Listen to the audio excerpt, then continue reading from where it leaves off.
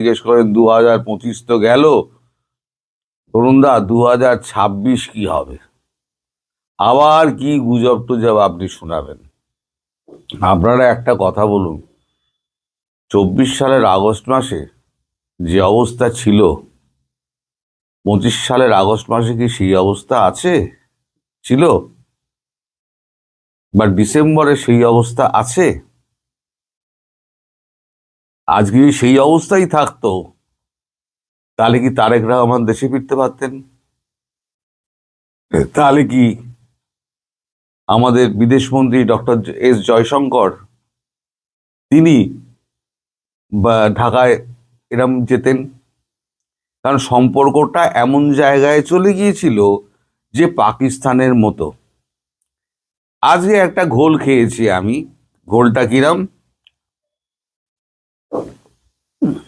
Al Jazeera 3 মিনিটের একটা video post করে দিয়েছে যে ভারত পাকিস্তানকে অ্যাটাক করেছে, এবং সম্পূর্ণটা বিভিন্ন জায়গায় নাম টাম দিয়ে তারা একটা ভিডিও করেছে। পাকিস্তানের করাচি, লাহোর, ইসলামাবাদ, স্কার্দু, এই সমস্ত অঞ্চলে তারা সমস্ত জায়গায় মেরেছে, এবং রাতে মিসাইল স্ট্রাইক হবে। আল জাজিরা করছে, আমি দেখছি লাইভ, তারপরেতে আমি ওটাকে পোস্ট করে ছেড়ে দিয়েছি যে এবার আমি চারদিকে খবর নিতে হবে। খবর নিতে গিয়ে তারপরেতে আমি জানতে পারলাম যে পুরোটাই তথ্যটা ভুয়া। এবার ভুয়া আমি কি করে বুঝবো? আমি আবার ইউটিউবে গেলাম, ইউটিউবে গিয়ে আবার আল জাজিরা সার্চ করে আমি দেখলাম যে হ্যাঁ, খবরটা চলছে। এইবার স্ক্রল করে যখন আমি নিচে নামছি ডেসক্রিপশনে, তখন দেখলাম ডেট লেখা আছে 8 মে 2025। তাহলে ওপরে লিখে দাও, লাইভের জায়গায় ওখানে লিখে দাও যে এটা ফাইল। লোকে কি মনে করবে? লাইভ মানে আজকে যখন চলছে, তার মানে একটা কিছু ঘটেছে। আল জাজিরার মতো একটা নামি চ্যানেল সে যখন করছে, তখন আমি তার উপরে একটা ভিত্তি করে একটা পোস্ট দিয়ে দিয়েছি, দিয়ে আমি বোকা বনে গেছি। যখন আমি ফোন টোন দিয়ে করছি, তখন বলছি যে এরকম কোনো ঘটনা ঘটেনি। আমি সঙ্গে সঙ্গে পোস্টটি ডিলিট করে আমি একটা দুঃখ প্রকাশ করে আমি বললাম যে ঠিক আছে, আমি তার একটা লাইভে এসে একটা অনুষ্ঠান করবো। তা লাইভ তো আমার হলো না। ইতিমধ্যে ফ্রান্স থেকে রাশেদ ভাই আমার ফোন করলেন। রাশেদ স্পিচ, যার এ আছে, মানে একটা ইউটিউব চ্যানেল আছে, ভালো কাজ করছে রাশেদ ভাই, খুব ভালো কাজ করছেন। তো রাশেদ ভাই আমায় ফোন করে আমায় বললেন, দাদা আপনি লাইভ করছেন কিন্তু আপনার সাউন্ড আসছে না। আমার রাশেদ ভাই, আমি তো চেষ্টা করে যাচ্ছি, এখন না পারলে কি করা যাবে। আমার ইচ্ছে ছিল আমি আজকে রাতটা, অন্তত রাত্রি 12টা পর্যন্ত আমি আমার বন্ধু বান্ধবের সঙ্গে কাটাবো। কারণ আমার তো একমাত্র বন্ধু বান্ধব আপনারা। আমি আপনাদের দেখাই, দেখুন আমি গত বছর পর্যন্ত আমি প্রেস ক্লাবে গিয়েছিলাম। এই হচ্ছে আমার মেলের, আমার নিজস্ব মেল। এই মেলে এখানে দেখুন প্রেস ক্লাব, এই দেখুন নোটিশ, প্রেস ক্লাব পাঠিয়েছে কে? পাঠিয়েছে প্রেস ক্লাব অফ ইন্ডিয়া। এই দেখুন, টু বিসিসি। বিবিসি করতে গিয়ে বিসিসি করে দিয়েছে। বিবিসি DWDA তো তরুণ ঘোষ, এই gmail.com ছিল। তাই এখানে বিবিসি করতে গিয়ে করেছে বিসিসি। এটা প্রিন্টিং মিস্টেক, যাই হোক। তো এইখানে হচ্ছে এই নোটিশটা, এই দেখুন, হ্যাপি নিউ ইয়ারের আপনার হ্যাপি নিউ ইয়ারের ইভ। আপনারা সোজা দেখতে পাচ্ছেন কি উল্টো দেখতে পাচ্ছেন আমি বুঝতে পারছি না। তো যাই হোক, নোটিশটা দেখুন। তো আমি এটাকে উপেক্ষা করেছি। উপেক্ষা করে আমি আজকে ঠিক করেছিলাম আপনাদের সঙ্গেই আড্ডা মারবো, কিন্তু কপাল খারাপ। কপাল যদি খারাপ হয় তাহলে পরে আর কোনো কিছুই হবে না। এবার আমি আপনাদের কিছু তথ্য দিই। তথ্য হচ্ছে, আপনাদের জামাত তো খুব খাপ্পা হয়ে আছে আপনাদের এই ওয়াকারের ওপরে। ওয়াকারের ওখানে গিয়ে তো প্রচুর চেল্লামেল্লি হয়েছে। আমি সে খবরটা আমি ভেবেছিলাম পরে করব, কিন্তু আজকে যখন আমি বসেইছি তখন তো একটা তো কিছু আপনাদের বলতে হবে। 1 মিনিট আপনারা ওয়েট করবেন।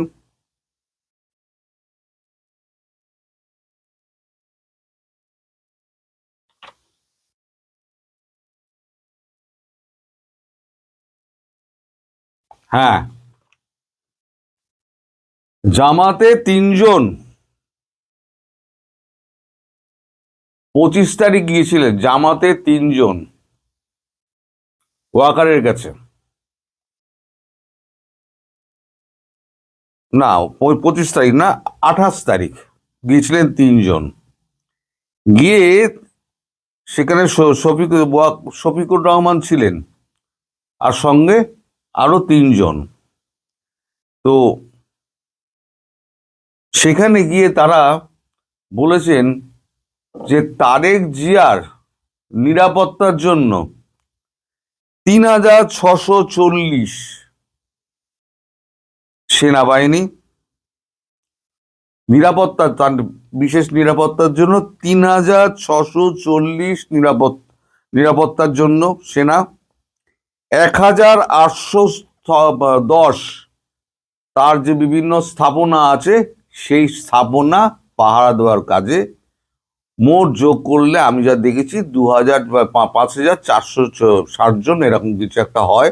আপনারা যোগ করে নেবেন, 3640 প্লাস 1810, এই ফিগারটা বলছে। এত যে আমাদের দেশের ওপরে যখন এত চাপ, তখন এতজন একটা মানুষের পেছনে ব্যয় করে, এত সৈন্য মোতায়েন করে, এত নিরাপত্তার ব্যাপারটা কি?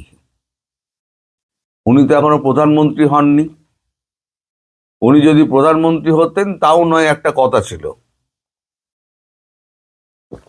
একটা দলের নেতা তিনি এসছেন, তার জন্য এত আপনাদের তোড়জোড় আয়োজন কেন? উনি প্রশ্ন তুলেছেন। ওনারা আরো বলেছেন শেখ হাসিনার নিরাপত্তার জন্য কেবল 110 জন SSF ছিলেন, কেবল 110 জন। তাহলে একজন প্রধানমন্ত্রীর জন্য শুধু যদি 110 জন SSF থাকে, সদস্য থাকে, তাহলে একটা দলের নেতার জন্য প্রায় 5500 সেনাকে আমি আটকে রাখবো কেন? আপনারা আমাকে এই প্রশ্নের জবাব দিন।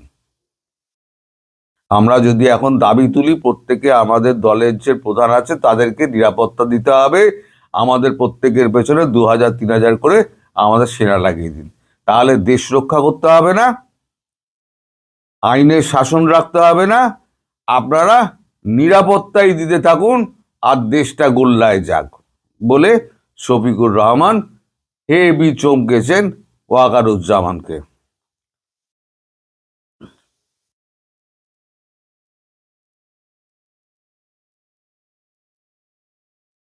তারপরে বলা হয়েছে যে এই যে বগুড়াতে 12টা টোটাল আসন রয়েছে, 12টা। এই 12টা আসনের মধ্যে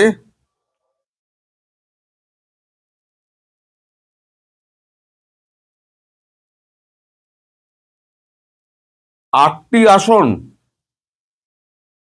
পুরোপুরি সেনা দ্বারা দখল করে রাখা হয়েছে। আর বগুড়ায় নাকি জামাতের একটু ভোট টোট আছে। তাদের বক্তব্য যে 12টা আসন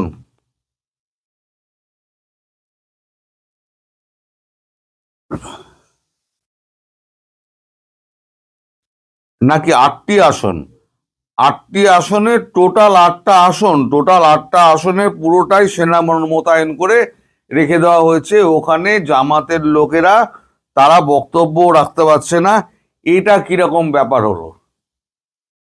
এটা আপনি একচোখামি যে করছেন, আমরা বরদাস্ত করব কেন?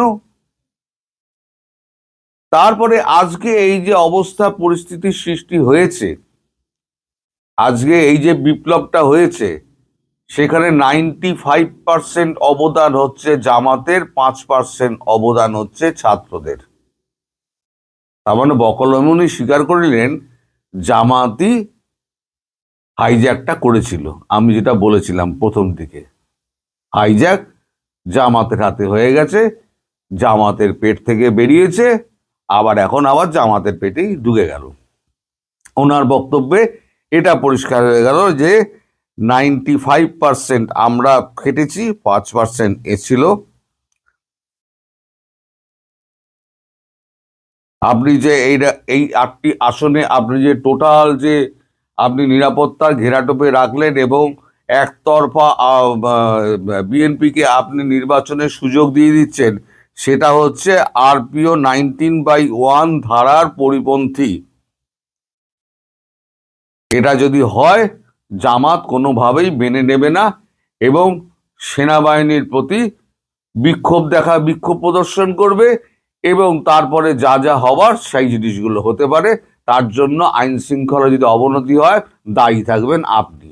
অর্থাৎ জামাত দায়ী করে দিল পুরো ওয়াকারুজ্জামানকে যে আজকে যে ঘটনাগুলো ঘটছে, যে ঘটনাগুলো ঘটবে, তার আইন শৃঙ্খলার অবনতি যদি হয়, তাহলে পরে দায় থাকবে ওয়াকারুজ্জামানের। তাই না? আগে ওয়াকারুজ্জামান এদিকেও গালি খেয়েছে, সে না পেরেছে এর প্রিয়পাত্র হতে। ইউনূসের সঙ্গে খুব খারাপ সম্পর্ক, জামাতের সঙ্গে ভালো সম্পর্ক ছিল, এখন বিএনপির ল্যাজ ধরে এখন জামাতের সঙ্গেও তার সম্পর্কটি খারাপ হলো এবং জামাত পরিষ্কার হুমকি দিয়ে দিয়েছে যে আগামী কয়েকদিনে যদি অবস্থার অবনতি হয়, তার জন্য দায়ী থাকবেন ওয়াকারুজ্জামান আপনি নিজে।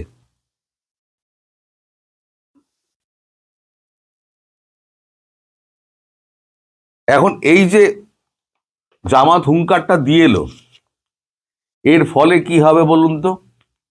এর ফলে যেটা হবে সেটা হচ্ছে যে এই যে শাহবাগে যে আন্দোলনটা চলছে, এই আন্দোলনটা করছে কারা? ইনকিলাব মঞ্চ নাকি যেন একটা হাদির রয়েছে, তারা আন্দোলনটা করছে এবং সেখানে লোক জোগাচ্ছে কারা? লোক জোগাচ্ছে জামাত। তা জামাত লোক জোগাচ্ছে, ঠিক আছে। ব্যাপার হচ্ছে জামাত যদি লোক জুগিয়ে যায় এবং ডেলি আগে আগে যেমন ওসমান হাদি সেই যেমন ভিক্ষে করে করে বেড়াতো, তার দলের জন্য অর্থ সংগ্রহ করতে করতে বেড়াতো, সে বোধহয় টোটাল 21 লক্ষ টাকা মতো বোধহয় জোগাড় করেছিল। এখন তার যে সভা হয়েছে, তার মানে মৃত্যু বিচারের জন্য যে সভা ডাকা হয়ে সমাবেশ ডাকা হয়েছে, সেখানে ক্রমশ ভিড় বাড়ছে এবং সকালবেলা, সন্ধেবেলা এবং রাত্রিবেলা রীতিমতো প্যাকেট প্যাকেট বিরিয়ানি যাচ্ছে এবং কোল্ড ড্রিঙ্কস যাচ্ছে। টাকা আসছে কোত্থেকে? জামাতের তো টাকার অভাব নেই, জামাতের লোকের অভাব নেই। এই ভিড়টা ধীরে ধীরে, আজকে আমি বলে দিচ্ছি, এই ভিড়টা ধীরে ধীরে দেখবেন জমায়েত আরো বাড়বে। ভবিষ্যতে এখান থেকে একটা বিক্ষোভের সৃষ্টি হবে। এটা ইউনূসের পক্ষে যাবে এবং ইউনূস বলবে যে এই পরিস্থিতিতে আমি কি করে নির্বাচন করি। কারণ ইউনূস তো নির্বাচন করতে চায় না, নির্বাচন করতে চায় না, এ কথা আমি অনেক আগে বলেছি। কেন বলেছি? তার মধ্যে লজিক ছিল। নির্বাচনী নির্ঘণ্ট প্রকাশ করার সঙ্গে সঙ্গে গণনার দিন ধার্য হয়, উল্লেখ করা হয় এবং ফল প্রকাশের দিনও বলা হয়। ইনি এখানে বলেছেন কি অমুক তারিখ ভোট হবে 12 ফেব্রুয়ারি, গণনা এবং তার ফলাফল পরে জানানো হবে। সেটা 2027 হতে পারে, 28 হতে পারে, 29 হতে পারে, 30 হতে পারে, অনন্তকাল পরেও হতে পারে। তার মানে উনি ক্ষমতা ছেড়ে উনি যাবেন না, যতক্ষণ না পর্যন্ত এরম করা হচ্ছে উনি যাবেন না। সবকিছু ইউটিউবে বলা যায় না, কিছু কিছু আকার ইঙ্গিতে বলতে হয়, এগুলো আপনারা বুঝে নেবেন। কারণ ইউটিউবের এখন রেস্ট্রিকশন খুব টাইট হয়ে গিয়েছে, খুব সাবধানে আমাদের কথাবার্তা বলতে হয়। তার মানে এবারে কি হয় বলুন তো, এবারে সামনের দিনগুলোতে অশান্তি আরো বাড়বে। এখন এক্ষেত্রে তারেক রহমানকে যে দায়িত্বটা ভারতবর্ষ, সেই শর্তটা ভারতবর্ষ চাপিয়েছে যে সন্ত্রাসবাদ কমাতে হবে, মামলা দেওয়া চলবে না, অহেতুক অ্যারেস্ট করা যাবে না, এবং প্রাপ্য জামিনগুলো অবিলম্বে দিতে হবে। আর সংবাদকর্মী, তারপরে বুদ্ধিজীবী, লেখক যারা যারা আছে তাদেরকে অবিলম্বে মুক্ত করতে হবে। স্পেসিফিক পয়েন্ট ধরে করা হয়েছে। এটা শুধু ভারত নয়, মার্কিন যুক্তরাষ্ট্র কিন্তু এর মধ্যে বলে রেখে দিয়েছে যেটা করতে হবে। কিন্তু এখন যেটা হচ্ছে, বিএনপি যদি সেটা করতে চায়, তারেক রহমান, তাহলে জামাত একটা সংঘর্ষের মধ্যে আসবে। এই আবহে পরিস্থিতি যে কি হবে বাংলাদেশে সেটা বলা খুব মুশকিল। কারণ তারেক রহমানকে নির্বাচনে অংশগ্রহণ করতে গেলে ভারতবর্ষের এই শর্তটা মানতেই হবে।